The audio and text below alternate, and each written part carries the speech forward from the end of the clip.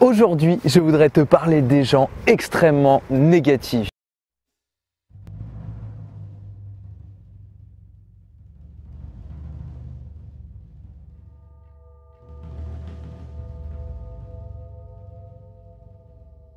Pourquoi ils sont négatifs? Ça, c'est une très bonne question. Alors, il faut savoir qu'en fait, la négativité, c'est pas quelque chose d'inné, hein, c'est quelque chose qui s'apprend au fur et à mesure du temps. Alors quand on est bébé, au tout départ, au moment de sa naissance, il faut imaginer qu'on est comme un disque dur complètement vierge, puisque c'est comme ça que ça se passe. La vie va laisser sur vous à ce moment-là des empreintes, bonnes ou mauvaises, qui vont venir s'incruster en fait dans votre cerveau. Okay ? À partir de là, qu'est-ce qui se passe ? Vous allez avoir donc différentes visions des choses en fonction de ce que vous allez avoir intégré en fait dans votre vie, des expériences que vous allez vivre et en fait vous allez voir la vie à travers le prisme de votre propre réalité. Et ça, c'est super important à comprendre, puisque finalement quelqu'un qui va être négatif par rapport à ce que vous dites ou ce que vous faites, c'est quelqu'un qui va essayer de vous juger, mais à travers le prisme de sa propre réalité. Donc il faut en aucun cas juger cette personne-là, plutôt essayer de la comprendre. Et essayer surtout de décortiquer un petit peu tout ça, rentrer dans son monde pour justement mieux communiquer avec cette personne-là et lui exposer surtout votre point de vue. Voilà. Alors en fait, je me suis arrêté tout simplement parce qu'il y avait des gens qui sont passés. J'ai pas du tout l'habitude de me filmer devant un public.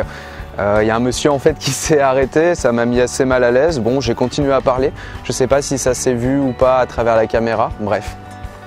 Donc je continue ma petite histoire. Donc les gens négatifs, quand vous allez les rencontrer, ils vont certainement vous dire « Ouais, toi tu marches sur la tête, t'es un utopiste, de toute façon tout ça c'est des belles paroles, mais la vie c'est compliqué. » Bon, là on voit clairement si la personne elle rentre en position d'agressivité, en rapport de force avec vous.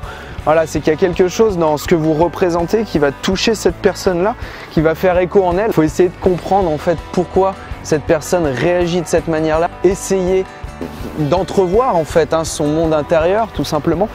Et à partir de là, voilà, essayer de rentrer surtout en dialogue avec la personne pour pouvoir lui exposer votre point de vue. Maintenant, attention, attention, l'ego.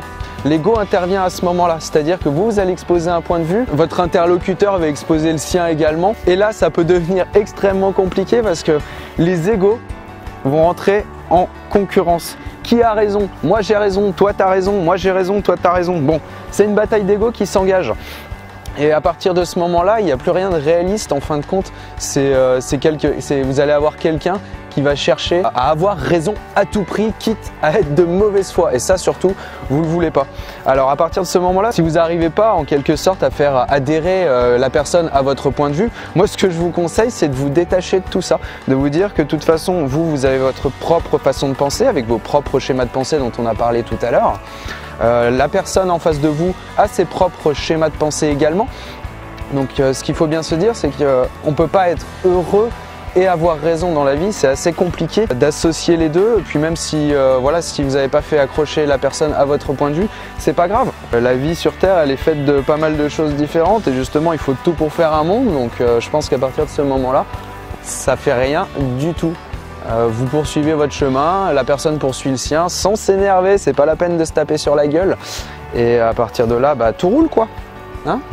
Si cette petite vidéo t'a plu, n'hésite pas à me mettre un énorme like juste en dessous de la vidéo. Si ça t'a aidé, n'hésite pas aussi à commenter, à partager un petit peu avec moi, c'est toujours sympa d'avoir des retours. Voilà, et sinon concernant la suite des vidéos de la chaîne, tout ça, il y a un petit voyage qui se prépare. Je ferai une petite vidéo de présentation pour te présenter tout ça. Et quant à moi, je te dis à très bientôt. Salut les gens!